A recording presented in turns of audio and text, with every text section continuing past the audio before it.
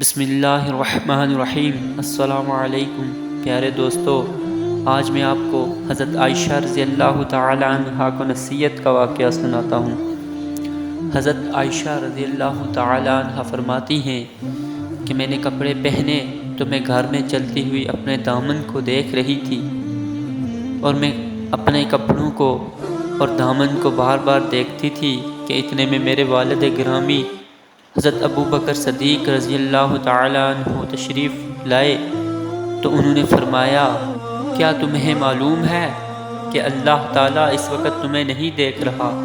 حضرت عروہ بن زبیر رضی اللہ تعالیٰ عنہ حضرت عائشہ رضی اللہ تعالیٰ عنہ سے نقل کرتے ہیں کہ میں نے اپنی ایک نئی قمیض پہنی تو میں اسے دیکھنے لگی اور اس سے خوش ہونے لگی۔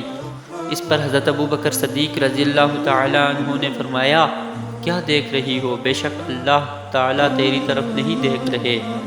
میں نے عرض کیا، کس وجہ سے؟ فرمایا، کیا تجھے معلوم نہیں جب بندے میں دنیا کی زینت پر بڑائی آ جائے تو اس کا رب اس سے ناراض ہو جاتا ہے، یہاں تک کہ وہ اس زینت کو چھوڑ دے۔